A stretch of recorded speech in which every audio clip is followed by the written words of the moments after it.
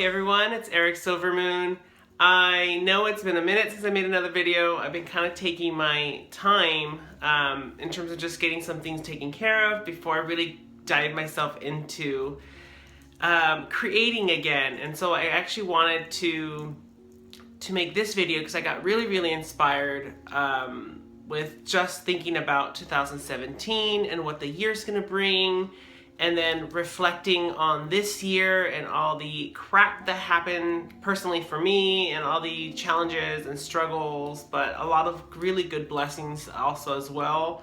I wanted to make a video a little bit to share the latest entry in my book of shadows, or my Grimoire, as well as kind of show a spell that I'm working on in terms of manifestations and transformations. And it's really cool, and I think the page came out really nice. I actually really like it a lot, and I shared a little bit of it on Facebook and Instagram, which I highly encourage if you guys want to kind of see the things that I'm developing. And I usually post stuff on the kind of like the before and after kind of things, and then I don't fully share the final piece. I usually wait till YouTube to share the final piece, but I'm really excited about it. So I wanted to definitely talk about 2016.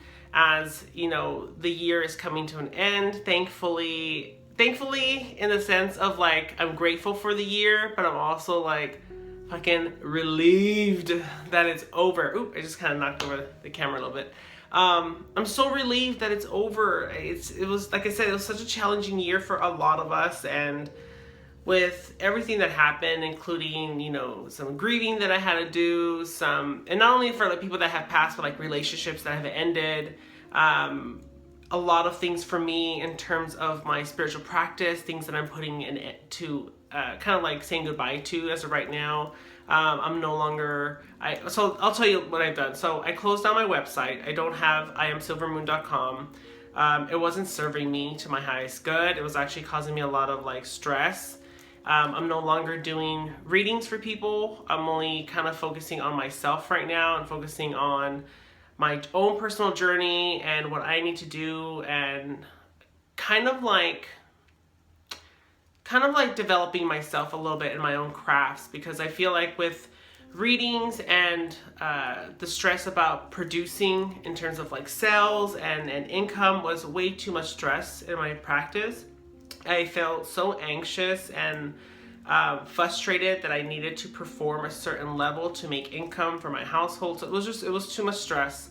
And so I gave up the idea, and this is not for everyone, this is just for me based on my personal experiences, that I can't not just have a professional job, and I just cannot have a spiritual professional job. I have to have a balance of both. And so unfortunately, you know, it was just one of the things that I needed to focus on getting grounded and stable again. And I was constantly being off balance. And so I made the decision, and that was kind of a difficult one. It took me pretty much the whole year of trial and error and all kinds of stuff. And it didn't work out. And I'm grateful for the lessons and grateful for finally putting that to rest in terms of like fighting tooth and nails for it. And now I feel like the war has kind of ended, and I'm left with a choice, a decision that has been made, and I feel a lot happier because of it. And going back to the idea of, of kind of feeling balanced and needing that stability in my life, kind of put things in a new perspective in terms of how I want 2017 to go. So 2017 for me is definitely going to be the year of relief, of adventure, of new adventure, of self-discovery. I mean, every year's a year of self-discovery, right? But I think this year specifically, I'm going to challenge myself a little bit more of going out into the world and seeking adventure, rather than the solitary witch that I've come to know for so many years. I'm not saying that I'm gonna seek out covens, but I'm open and willing to anything. Or when I say covens, I mean like networking with other witches and gathering all that stuff. I'm open for everything and anything, but I really wanted to go out and explore different things, and I got a little bit of a taste of that this year, and it felt like it was so needed to get out of the house, to get out of my little spiritual space that I've created for myself, and really go out and explore the world. And that's what originally I intended to do when I first moved out to LA, was to kind of rekindle these old feelings and these old places that I've forgotten about, and see it with my new witchy perspective, if they held the same kind of power, or if it changed it by any way. So every year I think about a different word, a word that's going to be kind of the theme of the year. And so this is what this spell is going to be about. I labeled it Transmutation, and it's about kind of changing from in the sense of changing one mask to another. Not necessarily saying that you're not being yourself. It's just that out of all the facets of who you are, who do you want to be right now? Who do you need to be right now? And so the mask that I'm taking off is someone that complains a lot, that relies on others, that is very negative based. And I've put that mask away for so long, but this year I found it and I put it on, and it was so easy for me to fall back into those old negative spaces and those triggers that, you know, as someone that I've been practicing for so long, you kind of start thinking of like, what the hell am I doing? I know better. I know not to fall into these, but why am I so addicted to being negative about myself and about the way the world is? And so that's the mask that I'm ready to take off. But I'm grateful for it because I learned new things about being in that lower, darker part of myself. And now that I've learned that lesson, it's time to take that mask off and put on another one. So the new mask that I want to put on for myself, a different facet of myself, what does that look like? For me, it needs to be someone that's a little bit more confident, that it's a little bit more courageous and adventurous, and not worried about what other people think, in the sense, and not really caring what my thoughts are about other people as well. It's just kind of like being present. And the word that I came up with for 2017 was self-sufficient. And what that word means for me, it means a lot to me. And I'll share a little story about why I picked that word. So when I first started my new job, of course, with any job, you don't know anything. You don't know exactly the culture of the place you're working. You're not sure how things are done, and who to go for to help. So I asked a lot of questions, and I always do that. I always ask questions, especially when I don't know things. I want to make sure that I'm doing the best job possible. But somebody, actually, my supervisor, got kind of like annoyed of the questions I was asking, and I got personally annoyed because she was getting annoyed that I was asking questions about the job that I have no idea how to do, and she was a person that's supposed to teach me. So we kind of had a little bit snap kind of back and forth, and one of the words she said, well, this position requires someone to be very self-sufficient, and I can't be here to teach you everything. And so I, of course, came back with a snap, and she got kind of like taken back from it. But I mean, I was new. I was like, if you're not going to help me, then I need you to tell me who can help me so that I may be able to do the job right. And I kind of said something along the lines of just like, you're not being a very good supervisor, and if you're not going to be a supervisor, you need to either step down, because obviously you've been here for a really long time, and I need someone that's going to be able to make me kind of succeed in this job, and she's not it. So at the same time, I was kind of really upset about the situation, but I kept thinking to myself like, okay, well, how can I be self-sufficient? I'm not going to ask her any questions anymore. She's not going to help me. And that kind of changed my perspective about everything in terms of my personal life and my my business mind, in terms of like relying on other people for information. And I was like, okay, so if I don't know this, what are my resources here so I don't have to ask somebody? How can I challenge myself as a person, as a smart person, to figure things out on my own? And that's kind of made me feel really happy. So I'm very thankful for that moment of her frustration, for her to say that, to give me that word of 2017, which is being self-sufficient. And so the way I want to be self-sufficient next year is definitely taking my own,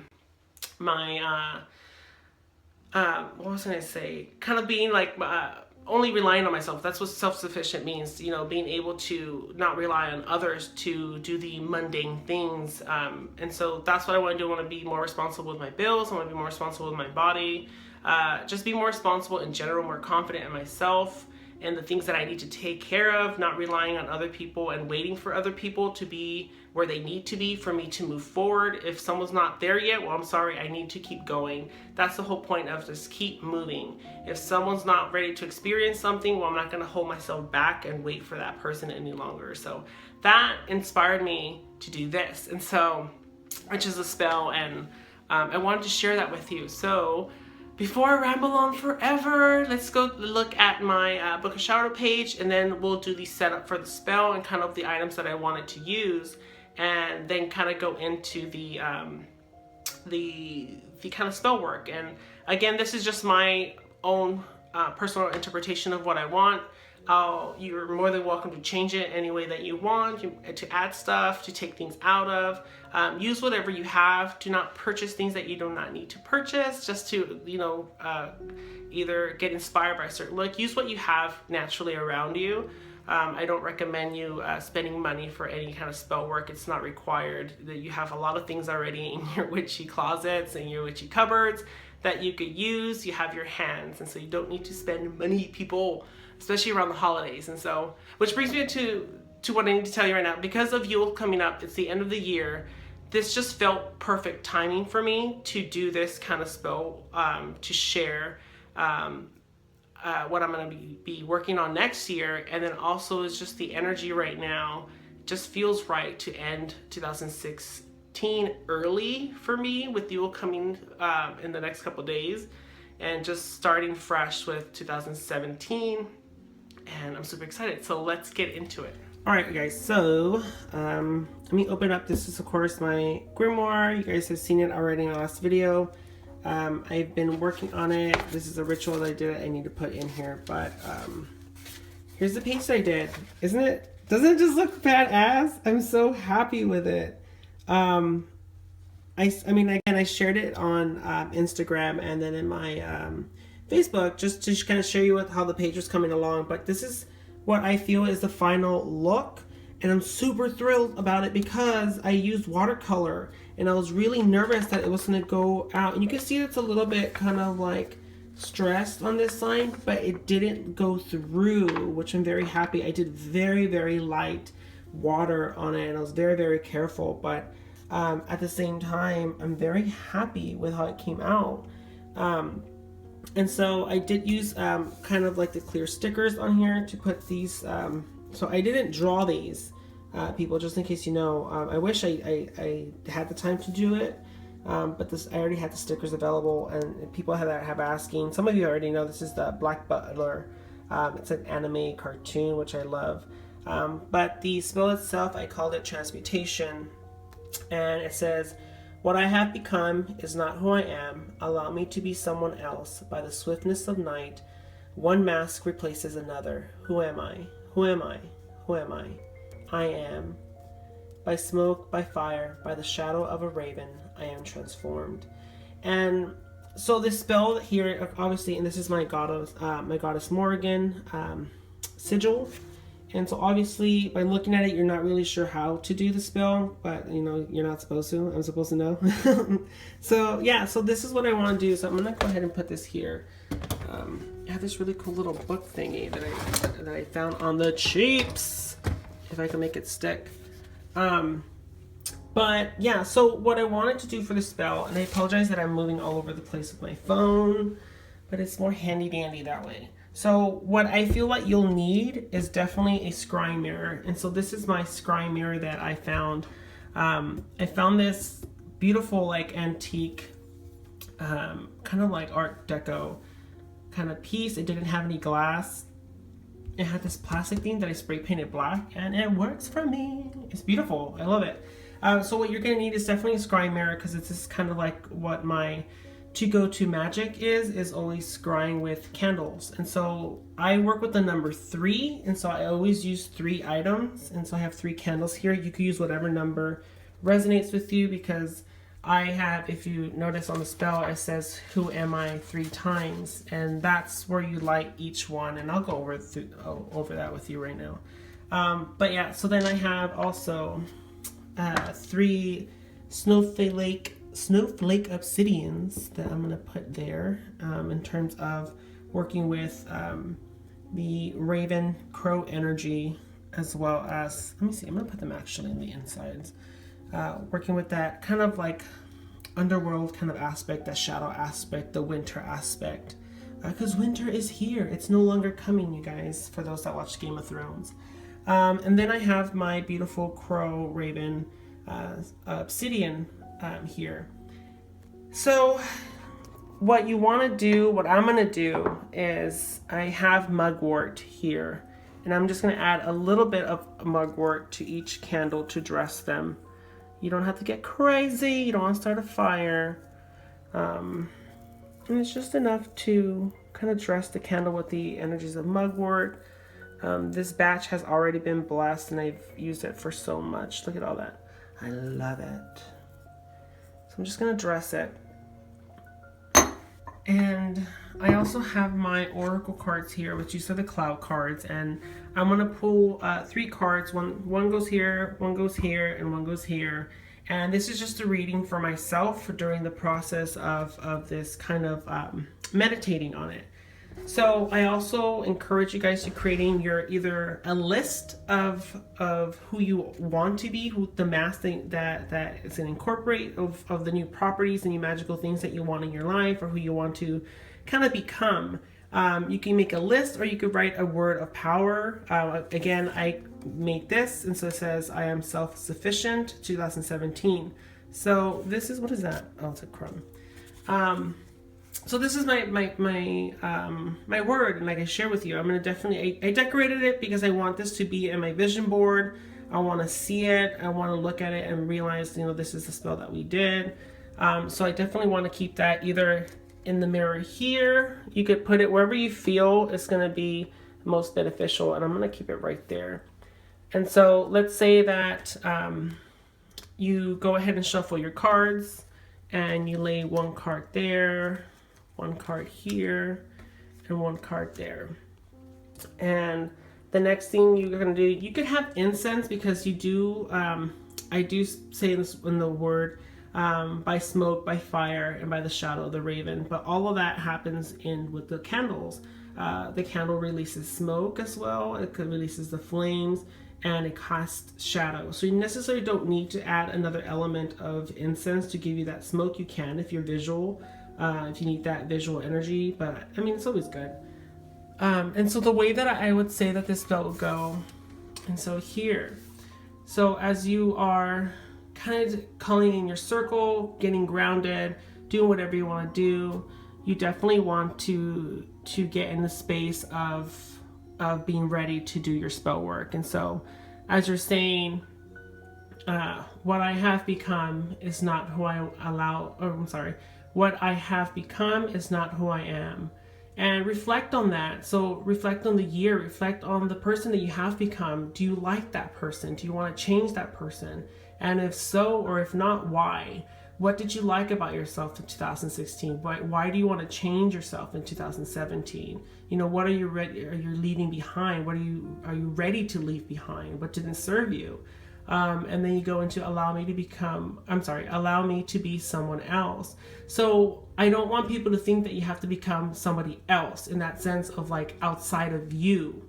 You know, it's one of those things where I didn't feel comfortable putting the word something else. Like I don't want to become a something. I want to become someone else in terms of the characteristics, because obviously the what I have become isn't serving me. So I need to let that go. So I need to adopt a new form of thinking, a new form of characteristics.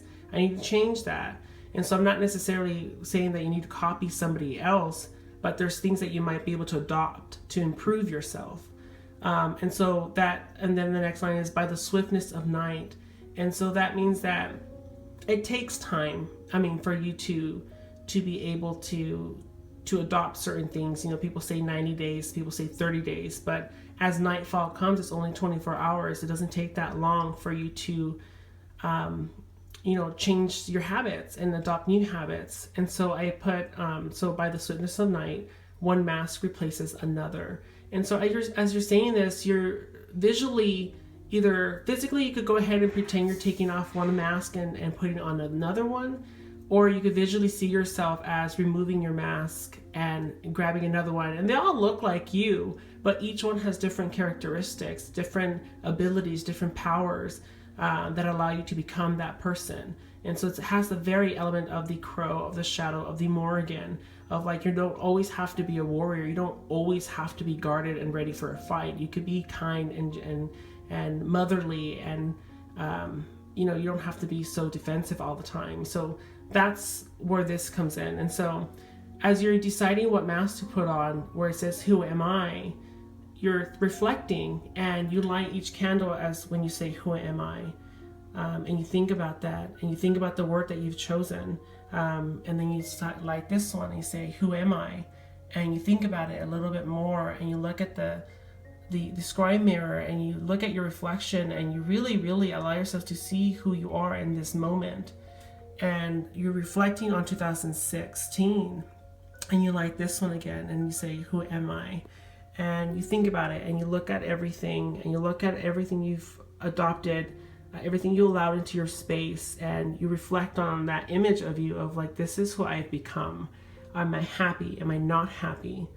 And when you make the decision of either leaving what you've become behind, and not in a negative, embarrassing, shameful way, and of like, oh shit, I've allowed this to happen, I need to make some changes. This is an empowering moment. This isn't a moment about feeling bad about certain things that you've done or said, or that you've allowed yourself to become. It's kind of like, I'm recognizing my faults, and I'm taking personal responsibility for myself, and I need to change that. I need to release that. I need to give it to the higher powers to take from me, so that I can make this next year the most powerful and adventurous one ever. And once you feel confident and comfortable releasing, then you say, I am. And then you tell yourself who you are now. I am self-sufficient. What does that mean to you? For me, of course, that's my word. But you could read your list at this moment. You could say, I am confident. I am beautiful. I am someone who doesn't listen to others' critiques and take them personally. You know, you could go on for how long as you want. And in that moment, you are just meditating on that word or on that list, and you allow it to empower you and inspire you to really think about 2017 here. I mean, this is supposed to be our year. This is the year. 2016 was a bullshit year for a lot of us, and we're kind of like, fuck that. We don't want 2017 to be like that or anything like that. So I refuse to allow those energies to affect my 2017. So this is our empowering year. And so once you feel like you've already like got inspired and ready to kick some ass, then you kind of finish it with, by smoke, by fire, by the shadow of a raven, I am transformed. And that's when you feel comfortable to end the spell. And that's when you go ahead and just flip the cards and do your reading for yourself of the energies. And you can use tarot, of course, if you want a little bit more of the things that, more of an in-depth feeling of how you want the next year, any messages that your guides have for you about the next year, how to handle the next year. I love the cloud cards in terms of this kind of scrying shadow work kind of feel to the spell work, because it gives me things that I need. For example, I can interpret the fly card in terms of like, stop bounding your wings and allow them to fly, to soar, be free yourself from things that are weighing you down. Here with Libra is, oh my God, this is actually kind of fucking perfect. Oh my God, with Libra, definitely be balanced. Stop being so one-sided about things. Go for the stability. If it feels like one side is weighing more than the other, then go back to feeling balanced. Obviously, something's off the kilt, so you need to figure that shit out. And the bubbles, this is about being playful and sweet, and be cautious about daydreams too, because As bubbles and ideas happen, eventually they'll pop, and what are you left with? With nothing but daydreams and thoughts. So it reminds me to, yes, be creative, be sweet, but also at the same time, make sure you're getting shit done, because you don't want to be left with nothing at the end of it. So these are, of course, my interpretations. These are not what they're supposed to mean for these cards, but this is just my thoughts, and that's it. And then just kind of let the candles burn. You can sit here, and at the end of it, you could go ahead and just either take a picture of the oracle cards, journal them, keep this word or your list somewhere where you can see it to remind you of the power that you have done and the person that you need to be in the next year.